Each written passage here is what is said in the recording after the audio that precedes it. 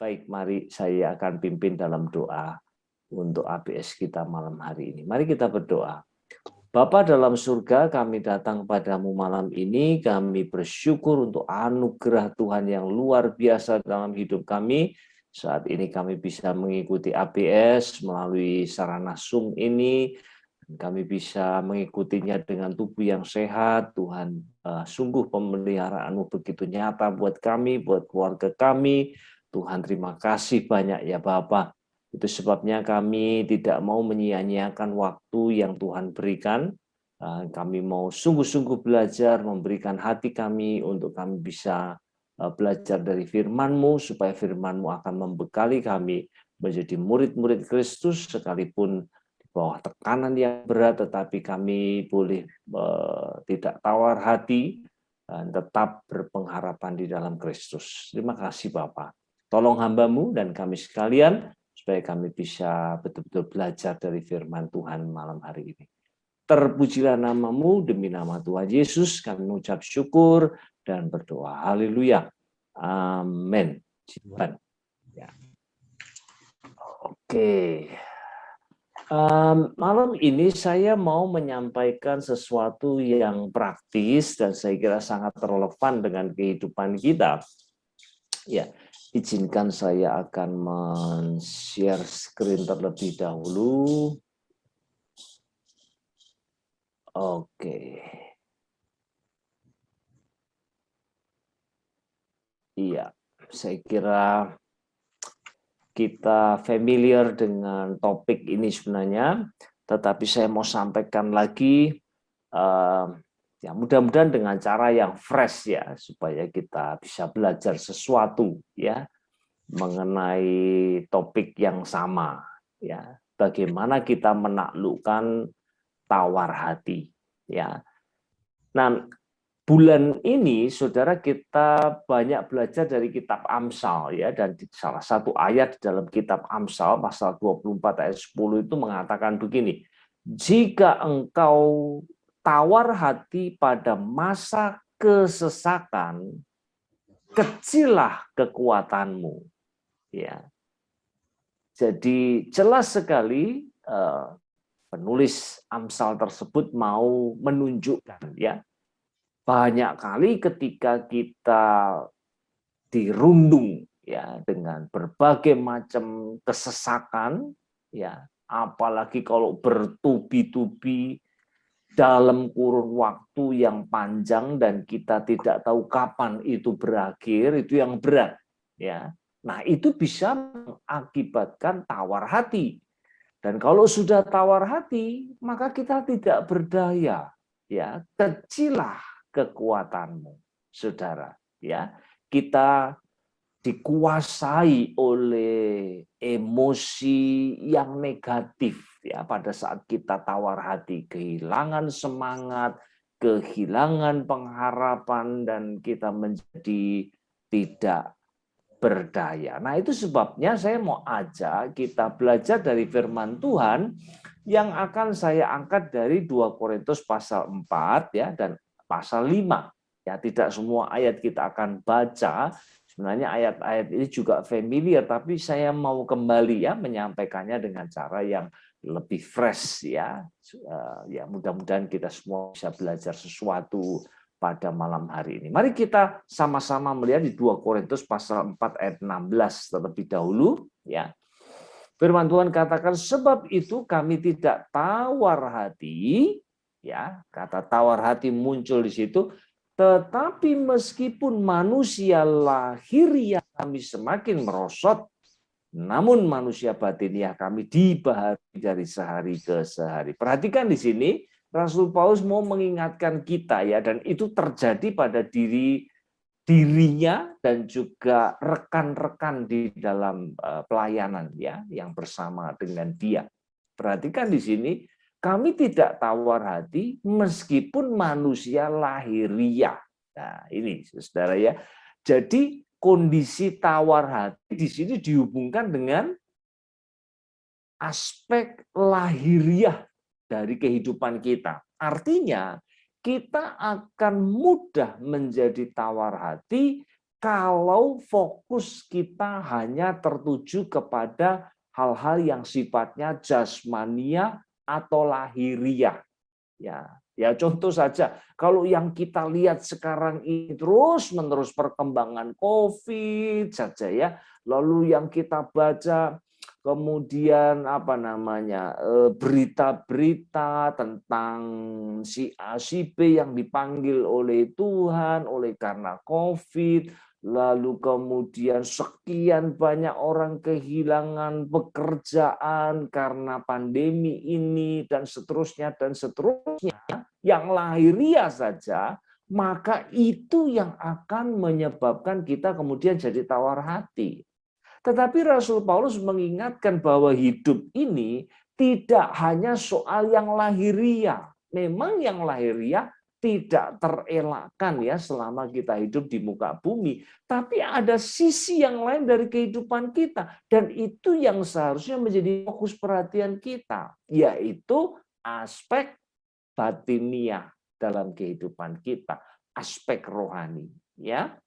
Terus kemudian ayat 17 Rasul Paulus menambahkan sebab penderitaan ringan yang sekarang ini ya, jadi yang sekarang ini identik dengan yang lahiriah. Ya, jadi ya lahiriah sekarang ini semua penekanannya sama ya. Mengerjakan bagi kami kemuliaan kekal. Nah, ini yang batiniah ya, yang melebihi segala-galanya. Ya, kalau dibandingkan mana yang lebih berbobot, yang sekarang atau yang kekal nanti? Maka jawab Rasul Paulus, yang kekal itu jauh lebih besar daripada penderitaan kami. Nah, tidak hanya sampai di situ, kemudian ayat 18 memberi penekanan tambahan di sini. Sebab kami tidak memperhatikan yang kelihatan. Sekali lagi, fokusnya tidak boleh yang lahiriah saja. Yang lahiriah memang ya tidak bisa terhindarkan ya, tidak terelakkan. Mau nggak mau kita harus menghadapinya. Tetapi pada saat yang sama kita juga tidak boleh dibatasi oleh yang kelihatan ya. Fokus kita adalah yang tidak kelihatan, yang kekal, yang batiniah itu. Ya, kenapa? Alasannya yang kelihatan itu sementara, sementara yang tidak kelihatan itu sifatnya kekal. Nah, saudara, dari sini ya, tadi kita melihat di ayat 16, Rasul Paulus katakan, kami tidak menjadi tawar hati. Ya, lalu kemudian dia menjelaskan sedikit ya gambarannya bagaimana kita tidak menjadi tawar hati, tapi jawaban yang lebih detail lagi itu ada di pasal 5. Nah, ini yang kita mau bersama-sama belajar ya. Saya menemukan ada dua kebenaran yang sangat baik sekali untuk kita pelajari bersama, lalu kita bawa pulang dan pegang teguh dalam kehidupan kita. Ya. Nah, ini poin yang pertama, bahwasanya ya, hiduplah pada masa kini secara realistis. Ini kata kunci yang sangat penting ini ya. Ya, jadi saya mau memberi penekanan pada kata realistis. Nah, kenapa ini penting ya pada masa kini? Karena memang ya di dalam tradisi kita ya, tradisi kita itu adalah tradisi Pentakosta karismatik ya.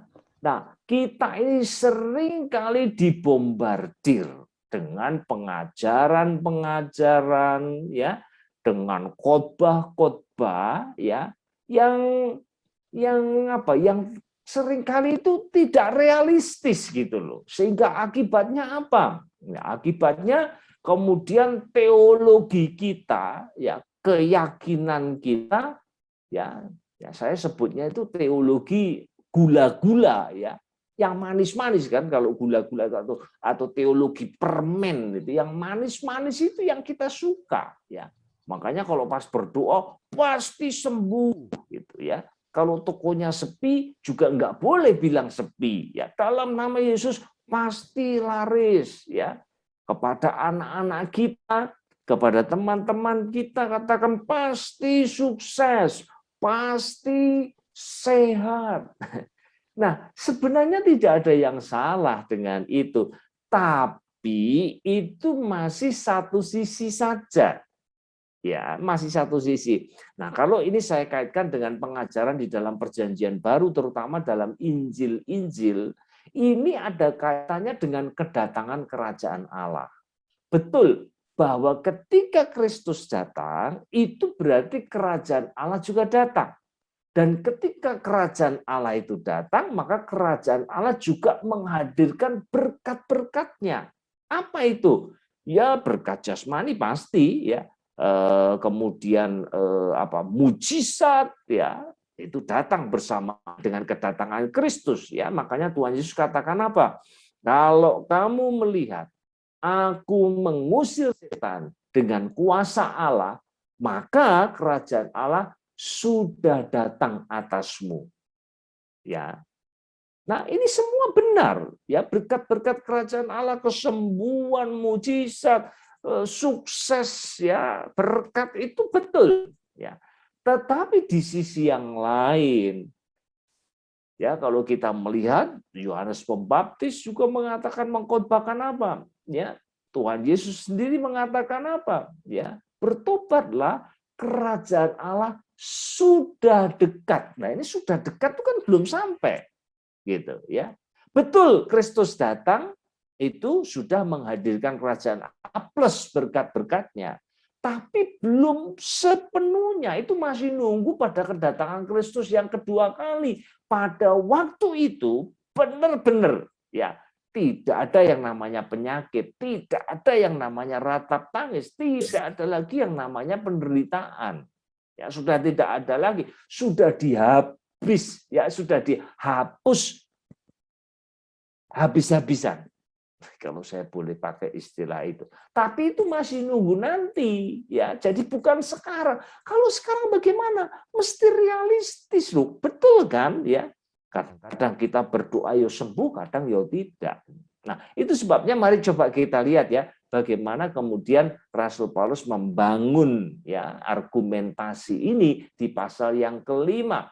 Mari kita lihat sama-sama ayat yang pertama A, ya. Karena kami tahu bahwa jika kemah tempat kediaman kita di bumi ini dibongkar, sampai di situ dulu ya, 1A dulu. Perhatikan di sini. Kata karena itu adalah kata penghubung ya.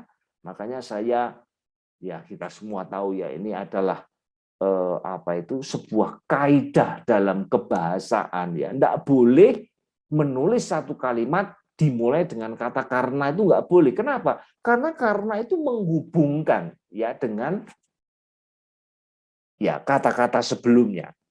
Ya, nah itu sebabnya ya di sini kalau ada karena ini menghubungkan di pasal 4 gitu. Apa yang Rasul Paulus sudah bicarakan di pasal yang keempat. Ya. Lalu dia katakan apa?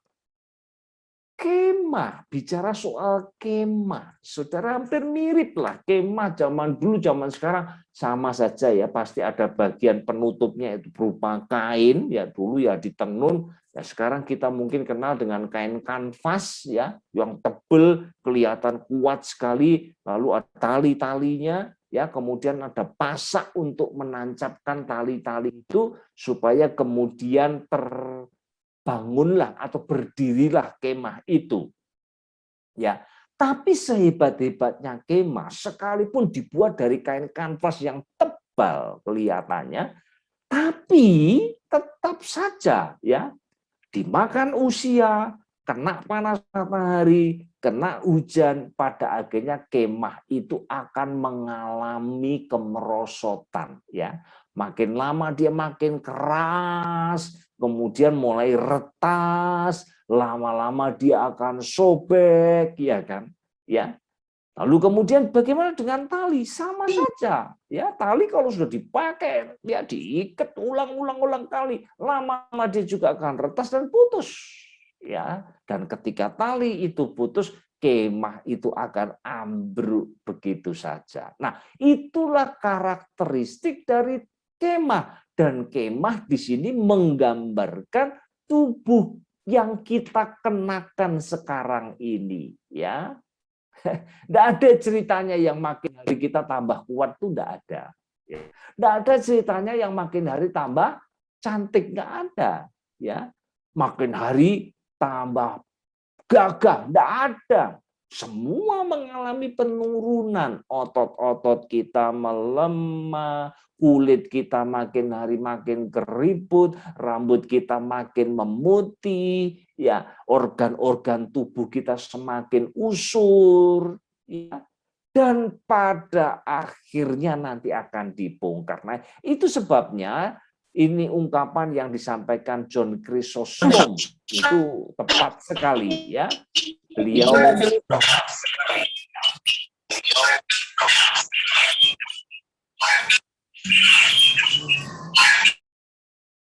Beliau mengatakan begini, kemah menyiratkan sesuatu yang mudah dibongkar, ya, mudah dibongkar.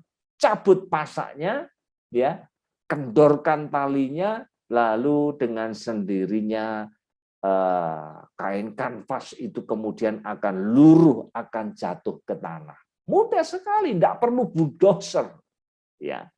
Lalu bersifat transitori. Transitori itu sementara saja. Saudara pergi ke suatu tempat yang jauh, harus transit, ya, misalnya ke Papua, begitu transit mungkin di Makassar, ya, dan di Makassarnya hanya beberapa jam saja, ya, transit saja, ya, itu hanya pendek saja waktunya, ya. Nah, kontrasnya adalah rumah, ya. Kalau kemah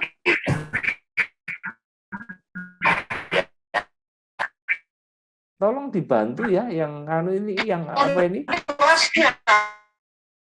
Ayo, jangan lama-lama, kalau ada suara yang muncul langsung di-mute aja, ya, supaya tidak mengganggu. Oke, jadi kontrasnya adalah rumah. Rumah itu sifatnya permanen, ya, tidak mudah dibongkar, ya. Dan kita biasanya tinggal di situ dalam kurun waktu yang panjang, ya, dan dalam hal ini sifatnya kekal, ya. Jadi itulah karakteristik daripada kemah. Nah, itu sebabnya kemudian kalau kita lanjutkan, ya, di ayat 2 dan 4, kemudian Rasul Paulus mengatakan begini, selama kita di dalam kemah ini kita mengeluh. Ini kata mengeluh ini. Ini realistis, ya. Ini yang realistis itu seperti ini. Ayat 4 menegaskan lagi, sebab selama masih diam di dalam kemah ini kita mengeluh oleh beratnya tekanan, saudara. Ya. Nah, ini terus terang saja, ya, ini Rasul Paulus ini bicara dengan menggunakan kata ganti pertama jamak ini, ya, kita, ya. Jadi termasuk saudara dan saya, dan tidak terkecuali Rasul Paulus juga, ya. Dan kita tahu Rasul Paulus adalah seorang yang dipilih oleh Allah secara khusus, ya, untuk menjadi rasulnya, ya, dipakai dengan cara yang luar biasa, ya. Tapi toh juga sama dengan kita, mengeluh di dalam kemah ini. Karena apa? Karena tekanan yang berat. Nah, inilah yang kita alami saat ini, saudara-saudara, ya. Ini betul-betul saat ini saat yang luar biasa, ya. Tekanan itu, waduh, kalau enggak hati-hati, saudara, saking beratnya tekanan, kita ini menjadi begitu sensitif, ya. Kadang hanya masalah kecil bisa jadi besar, kita mudah sekali untuk marah, ya, gampang sekali kita terganggu, irritated, ya. Dan ya, saya nggak tahu, kemarin kita lihat di rapat DPRD di mana itu, di Solok itu, ya, itu juga ribut sampai lempar-lemparan asbak, ya, meja-meja digulingkan, dan saya kira ini akan semakin terus berlanjut. Orang sudah semakin berat tekanannya sehingga akhirnya itulah gejala-gejala yang kuat. Sebabnya kita harus terus ingatkan diri kita, ya, Saudara ya, di saat-saat yang seperti ini, yang penuh dengan kesesakan di sini, pertama jangan tawar hati, tapi juga jangan terlalu kemudian kita menjadi sangat emosional. Ya. Nah, pada akhirnya kita mengeluh, betul. Dan akhirnya ujungnya nanti kita akan mengalami ini ya. Suatu saat kemah kita akan dibongkar ya. Ini realistis loh Saudara ya. Kita tidak mau dibuai dengan teologi permen tadi ya. Cari yang manis-manisnya saja ya. Kadang kita mencampur adukkan hal mengikut Yesus itu dengan American Dream. Ya, makmur, semua mimpi-mimpinya terpenuhi. Ya, itu yang dijual oleh banyak pengkhotbah terus terang saja. Ya, dan pengkhotbah-pengkhotbah kondang. Ya, malahan kalau menurut saya enggak bisa kondang kalau enggak jual itu. Saudara ya, yang dijual apa? Ya itu tadi, ya. Kemakmuran, kesehatan, kelimpahan secara finansial dan sebagainya. Kalau orang memberitakan Injil yang murni, yang sungguh-sungguh, biasanya tidak laku, saudara. Ya, tapi kalau itu yang diberitakan, nah orang begitu senang mendengarnya. Ya. Tetapi sayangnya itu sama sekali tidak realistis dan itu bukan yang diajarkan dalam Alkitab. Alkitab mengajak kita, ayo waktu kita hidup di muka bumi ini, matamu harus terbuka. Kamu harus jadi realistis. Inilah keadaan yang sesungguhnya. Kita masih mengenakan kemah yang sementara. Di dalamnya kita masih mengeluh, kita masih mengalami banyak tekanan, dan suatu saat nanti akan dibongkar. Dengan kata lain, tubuh kita dan dunia yang sekarang ini di mana kita hidup itu bukan rumah yang final. Ya, bukan rumah terakhir kita. Sayangnya kita sudah terlalu kerasan, justru rasanya kita nggak rindu surga ya. Jadi kalau ada yang meninggal begitu kita rasanya itu kehilangan. Oh Tuhan jahat sama saya ya dan seterusnya ya kok orang yang saya kasih kok dipanggil Tuhan begitu cepat dan seterusnya. Itu pertanyaan yang selalu timbul di dalam pikiran kita ketika ya ada kematian, saudara. Ya, padahal sesungguhnya nanti kita akan melihat ya di balik kehidupan yang sekarang ada masa depan yang luar biasa, saudara. Ya, jadi ini yang pertama ya. Ini yang saya mau ajak kita semua beres dulu ya. Waktu kita hidup di muka bumi ini, buka mata dan hidup realistis. Artinya hidup dengan kemah yang sementara, yang rentan terhadap berbagai macam masalah secara lahiriah. Ya, tapi puji Tuhan ya, ini bukan akhir. Ya, maka poin yang kedua, ya, kalau kita hidup di muka bumi ini sekarang harus realistis. Tetapi saat yang sama kita tidak mau dibelenggu oleh kesementaraan, saudara. Ya, mata iman kita akan melihat jauh ke depan kepada sebuah masa depan yang Allah sudah siapkan bagi kita. Ya, kalau hidup sekarang ini harus realistis, tapi masa depan yang kita akan jelang bersama-sama itu fantastis. Ya, fantastis, luar biasa, saudaraku yang dikasih oleh Tuhan. Mari kita lihat ya, lanjutkan di ayat yang pertama tadi, kita masih melihatnya sepenggal tadi. Karena kami tahu bahwa jika kemah tempat kediaman kita di bumi ini dibongkar, nah sebagai gantinya Allah telah menyediakan suatu tempat kediaman di sorga bagi kita. Suatu tempat kediaman yang kekal, yang tidak dibuat oleh tangan manusia. Nah ini gantinya, saudara, puji Tuhan. Ya, perhatikan di sini, sebuah tempat di surga tidak dibuat oleh tangan manusia. Artinya sempurna. Tangan manusia mau bikin apa saja, selalu kita bisa temukan cacatnya, kurangnya, kelemahannya. Tapi yang dibuat Allah itu selalu sempurna. Nah, kalau kita tanya, tempat kediaman di sini bicara apa?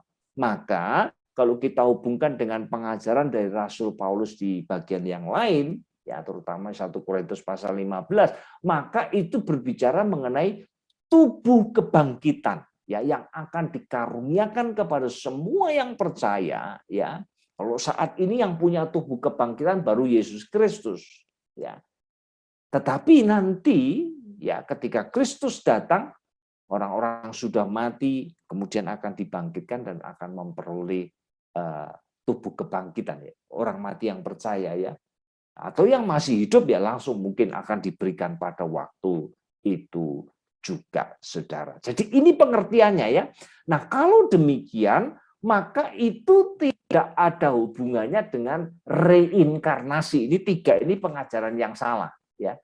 Reinkarnasi, ya, bahwa kita hidup sekarang ini, kalau hidup kita baik, nanti, ya, di dalam siklus kehidupan berikutnya kita akan mengambil bentuk sebuah kehidupan yang lain, ya, sebuah kehidupan yang lain.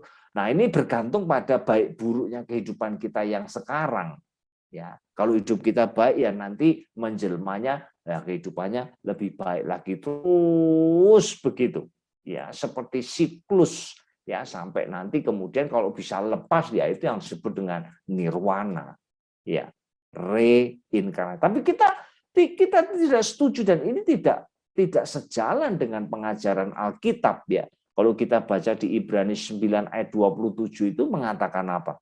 Manusia mati cuma satu kali saja, bukan berulang-ulang kali, ya. Setelah itu apa? Dihakimi, selesai, saudara, ya. Lalu yang kedua, soul sleep, ya, jiwa itu tertidur, ya. Jadi ini bicara soal orang setelah mati itu kemudian keadaannya bagaimana, gitu, ya. Sampai nunggu kemudian Tuhan Yesus datang, ya. Ada yang percaya pada pengajaran bahwa jiwa kita tertidur, ya. Nah, memang betul, ya, di dalam Alkitab kita misalnya putri Yairus itu, ya, ketika Tuhan Yesus mau membangkitkan dia mengatakan apa? Dia nggak mati, cuma tertidur aja, ya. Lalu Tuhan bangkitkan dia. Lazarus juga demikian. Lalu di pasal 4 ayat 13 dari 1 Tesalonika, saudara, ya, waktu Paulus mengingatkan kepada jemaat, ya, di sana, ya, bahwa aku nggak mau loh, ya, kamu nggak ngerti, ya, soal orang-orang yang sudah meninggal, ya, di dalam iman, ya, itu, ya, meninggal itu juga sebenarnya dalam bahasa aslinya itu juga tertidur, ya. Tapi pengertiannya tertidur itu tubuhnya, ya. Jadi memang betul manusia ketika mati itu tubuhnya tertidur dan ditanam di kuburan. Itu tubuhnya loh, ya. Bukan jiwanya, ya. Nah, itu sebabnya Rasul Paulus kemudian mengatakan di pasal pertama ayat 23 dari surat Filipi itu, ya, aku ini didesak oleh dua belah pihak loh, ya. Satu sisi aku kepengen bersama dengan Tuhan, ya. Itu jauh lebih baik kata dia. Ya, ini perhatikan, ya. Jauh lebih baik bersama dengan Tuhan. Kalau dia mati bersama dengan Tuhan itu jauh lebih baik. Artinya, ya, dia betul-betul akan sadar dan menikmati kebersamaan dia dengan Tuhan. Tidak mungkin tidur. Nah, saudara, saya mau tanya, ya, saudara kalau tidur 1 hari 8 jam, nah menikmati enggak? Ya menikmati, besoknya tubuhnya bangun seger gitu, ya. Tapi kalau tidurnya 1000 tahun sampai Tuhan Yesus datang misalnya, enggak ada yang tahu. Atau 2000 tahun lagi saudara tidur, kira-kira saudara nikmati enggak? Ya, nikmati enggak? Tidur 2000 tahun. Ya, tidak menikmati. Tidak mungkin saudara bilang itu jauh lebih baik. Tidak mungkin, ya. Artinya pengajaran ini pun juga tidak sejalan, ya, dengan pengajaran Alkitab. Satu lagi dari saudara kita Katolik, ya, api purgatori. Jadi pemahamannya begini, ya, bahwasanya ada ya, orang-orang ya yang mati ya, tapi masih ada dosa-dosa yang tidak mendatangkan maut, ya, yang tidak mendatangkan maut. Nah, itu kemudian nanti akan dibereskan di purgatori, yang artinya api penyucian, ya. Jadi saudara-saudara yang masih hidup bisa mendoakan untuk orang tersebut, ya, yang masih ada di purgatori, itu tempat di antara ya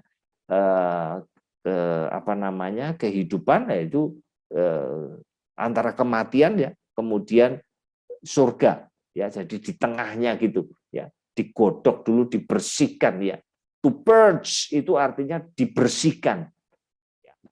Dibersihkan dulu dosa-dosanya itu sampai kemudian bersih, baru ditransfer di surga, ke surga, ya. Nah, ini pengajaran ini tidak ada dalam Alkitab ya, tapi adanya di Alkitabnya Katolik, karena memang kanonnya beda ya, sehingga mereka percaya kepada kanon kedua itu ya, dan ini dari 2 Makabeus ya. Tapi jelas ini bukan pengajaran di dalam Alkitab kita. Yang benar di ayat yang ke-8 ya, Rasul Paulus mengatakan, tetapi kami tabah ya, dan terlebih suka kami beralih dari tubuh ini untuk menetap pada Tuhan. Itu yang betul. Ya, ini yang benar. Ya, jadi bukan apa tadi beralih ke kehidupan yang akan datang, reinkarnasi ya. Bukan juga tertidur ya. Lalu juga bukan di suatu tempat untuk dibersihkan, tapi langsung menetap pada Tuhan, yaitu sadar dan kita menikmati. Nah, ini puji Tuhan, saudara. Jadi orang Kristen yang meninggal itu memang betul, yaitu sebuah keadaan yang sangat tidak menyenangkan karena jiwa ini pisah dari tubuh. Ya. Tetapi puji Tuhannya bahwasanya jiwa kita kemudian tidak gentayangan, ya, gentayangan, tidak gentayangan, tapi menetap pada Tuhan. Ya, baik, oke. Ya, jadi pada akhirnya kita mau mengutip ya sebuah kutipan dari Thomas Watson ya. Ini tentang kepastian dari kebangkitan tubuh itu ya. Beliau mengatakan satu kalimat yang bagus sekali. Bangkit dari kubur itu lebih pasti ketimbang bangkit dari tempat tidur. Ya, malam ini kita tidur, kita nggak tahu pasti kalau besok bangun. Ya, mungkin aja ya nggak bangun, saudara, tidak ada yang tahu. Ya, Allah yang berdaulat atas hidup kita. Tapi bangkit dari kubur itu adalah janji dari Allah yang tertulis di dalam kitab suci kita. Ya, di dalam kitab suci kita. Nah, itu sebabnya kita bisa mempercayai dengan iman yang penuh. Ya, terakhir saya mau kutip dari Charles Spurgeon yang mengatakan begini. Orang benar dikubur dalam kondisi kusut dan lunglai, ya. Tetapi tidak demikian ketika ia dibangkitkan. Ia dibawa ke sana, ke tempat penguburan dengan kulit yang keriput, pipi yang cekung, tubuh yang dingin.